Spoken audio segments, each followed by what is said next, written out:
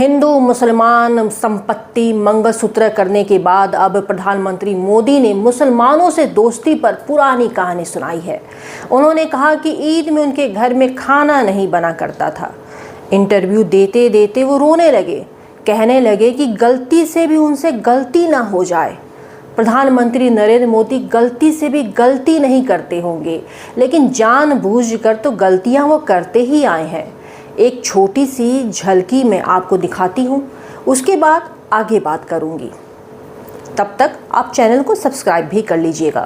मैं जब तक जिंदा हूँ, मैं धर्म के आधार पर इस देश को बांटने नहीं दूंगा। धर्म के आधार पर इस देश को बांटने नहीं दूंगा। मुसलमानों से वोट जिहाद करने को कहा है। सावन के महीने में मटन बनाने का मौज ले रहे हैं। इनको मनमोहन सिंह जी की सरकार ने कहा था कि संपत्ति पर पहला अधिकार मुसलमानों का है। ये अर्बन नक्सल की सोच, मेरी माताओं बहनों, ये आपका मंगलसूत्र भी बचने नहीं देंगे, यहां तक जाएंगे। 400 सीटें चाहिए ताकि अयोध्या में राम मंदिर पर बाबरी ताला ना लगा दे।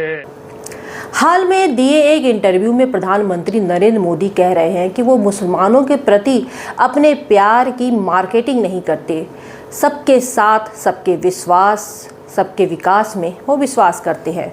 ज़्यादा बच्चों वाले और घुसपैठियों वाले बयान पर प्रधानमंत्री नरेंद्र मोदी ने सफाई दी है। वो पूरी तरीके से पलट गए। कहा कि उन्होंने केवल मुसलमानों की बात नहीं की थी, बल्कि उनका इशारा हर गरीब परिवार की तरफ था। ये तक कह दिया कि जिस दिन से वो हिंदू मुस्लिम करने लगे, सार्वजनिक जीवन जीने के लायक ही नहीं बचेंगे वे। इतने पलटू राम प्रधानमंत्री मोदी हो सकते हैं क्या? एक न्यूज 18 को दिए एक इंटरव्यू में प्रधानमंत्री मोदी कह रहे हैं कि मैं हैरान हूँ जी, आपसे ये किसने कहा कि जब ज़्यादा बच्चे वाले लोगों के बारे में बात होती है तो मुस्लिम का नाम जोड़ देते हैं? क्यों मुसलमानों के साथ अन्याय करते हैं? हमारे यहाँ गरीब परिवारों में भी यही हाल है जी। किसी भी समाज के हों, गरीबी जहाँ है वहाँ बच्चे भी ज़्यादा हैं। मैंने ना हिंदू कहा है ना मुसलमान कहा है, मैंने कहा है कि आप उतने ही बच्चे पैदा करें जिनकी लालन पालन पर कर सके, सरकार को लालन पालन ना करना पड़े। ऐसी स्थिति मत किया करो। मैंने तो ये कहा है जी। प्रधानमंत्री नरेंद्र मोदी बहुत ही प्रेम भाव से बात कर रहे थे। इसी इंटरव्यू में पीएम मोदी ने कहा कि मुसलमानों के प्रति अपने प्यार की मार्केटिंग नहीं करते, वोट बैंक के लिए काम नहीं करते, सबके साथ सबके विकास में विश्वास करते हैं। कितनी अच्छी बात है ना। सब लोग बेवजह ही प्रधानमंत्री के लिए कुछ ना कुछ बोलते रहते हैं। प्रधानमंत्री नरेंद्र मोदी जिस भाषण में सफाई दे रहे थे वो उन्होंने राजस्थान के बांसवाड़ा में एक चुनावी रैली में दिया था। उन्होंने कांग्रेस के मैनिफेस्टो को निशाने पर लेते हुए कहा था कि कांग्रेस जनता का सोना और संपत्ति छीनना चाहती है, इसे अधिक बच्चे वालों के बीच वितरित कर देगी। प्रधानमंत्री ने अपनी सफाई में कहा कि उन्होंने मुसलमानों का नाम नहीं लिया, हालांकि उन्होंने शब्दशः क्या कहा था वो अब मैं आपको बताती हूँ। पहले जब उनकी सरकार थी तो उन्होंने कहा था कि देश की संपत्ति पर पहला अधिकार मुसलमानों का है। इसका मतलब यह संपत्ति इकट्ठी करके किसको बांटेंगे? जिनके ज़्यादा बच्चे हैं उनको बांटेंगे, घुसपैठियों को बांटेंगे। क्या आपकी मेहनत की कमाई का पैसा घुसपैठियों को दिया जाएगा? आपको मंजूर है? ये कांग्रेस का मैनिफेस्टो कह रहा है। इस भाषण के बाद कई बार कांग्रेस ने साफ सफाई दी कि उनके मैनिफेस्टो में ये कहीं नहीं लिखा गया है कि वे गैर मुसलमानों के पैसे और संपत्ति छीनकर मुसलमानों को दे देंगे। उन्होंने इन राष्ट्रीय इकोनॉमिक सर्वे कराने की बात कही है, जिसे भाजपा दूसरे नैरेटिव के साथ प्रचारित कर रही है। अब प्रधानमंत्री अपने इंटरव्यू में कह रहे हैं कि अगर वो हिंदू मुस्लिम करेंगे तो वो सार्वजनिक जीवन जीने रहने के लायक योग्य ही नहीं रहेंगे। देखिए ना, इंटरव्यू भी प्रधानमंत्री को कौन दे रहा है? रूबिका लियाकत, परम मोदी भक्त। प्रधानमंत्री मोदी का आज मुस्लिम प्रेम इस कदर निकल कर सामने आ रहा था कि उन्हें अपने पुराने दिन याद आ रहे थे। वे अपने इंटरव्यू में आगे बताते हैं, मेरे घर के अगल बगल मुस्लिम परिवार थे। हमारे घर में ईद भी मनती थी और भी त्यौहार मनते थे। मेरे घर में ईद के दिन खाना नहीं पकता था। सारे मुस्लिम परिवारों से मेरे यहाँ खाना आ जाता था। जब मुहर्रम निकलता था तो कंपलसरी होता था कि हम ताजिए के नीचे से निकले। उस दुनिया से मैं पला बड़ा हूँ।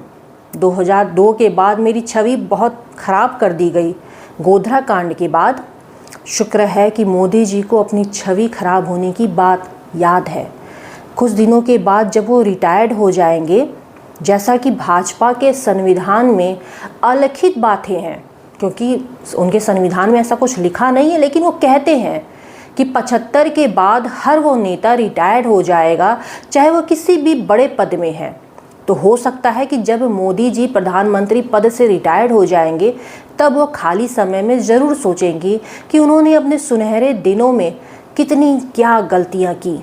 वह चाहते तो अपनी काबिलियत पर और बहुत कुछ कर सकते थे, लेकिन उन्होंने हिंदू मुसलमान ही किया। मांस मछली की बात की, महिलाओं के सम्मान की बात नहीं की, पहलवानों के सम्मान की बात नहीं की, किसानों के MSP की बात नहीं की। विदेश में तो हिंसा रुकवाने का दावा करते रहे, लेकिन अपना देश जलता रहा, आग को बुझाने के लिए कुछ नहीं किया। आज जब करीब 380 सीटों के ऊपर वोटिंग हो चुकी है, हिंदू मुसलमान मंगलसूत्र मंदिर मस्जिद कर चुके हैं, तो आज मोदी जी की आंखों में आंसू है। ये डर है कि उनसे कोई गलती ना हो जाए। इस डर की वजह से आज उनकी आंखों में आंसू है और वो पीड़ा में है। कितनी बड़ी बात है ना, कि क्या अब प्रधानमंत्री नरेंद्र मोदी को ये एक आखिरी हथकंडा दिख रहा है कि अगर उनके आंसू देखकर वोटर हो सकता उनकी तरफ आ जाए। आप तो 400 पार वैसे भी जीत रहे हैं, तो क्या ज़रूरत है ये सब करने की। आप खुश रहिए, मस्त रहिए, आपकी सरकार दोबारा आ रही है।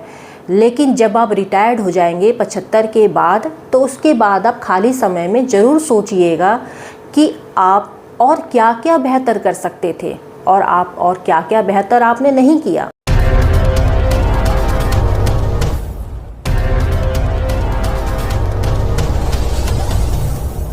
Good morning friends, my name is Nitin Singh. I am from KIPM College of Engineering and GIDA Gorakhpur. I want to tell you guys that now our college, KIPM College, is now NBA accredited in whole Purvanchal.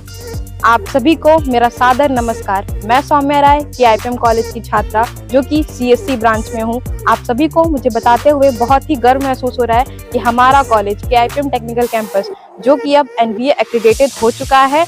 तो आप यहाँ आएँ, यहाँ की शिक्षा का लाभ लें और अपने करियर में एक नई ऊंचाइयों को प्राप्त। KIPM college of engineering and technology GIDA Gorakhpur NBA द्वारा स्वीकृत पूर्वांचल का एकमात्र संस्थान है जहां पर बच्चों को गुणवत्तापूर्ण शिक्षा, national and international top multinational कंपनियों में प्लेसमेंट और हाईली क्वालिफाइड फैकल्टी द्वारा पठन पाठन का कार्य कराया जाता है।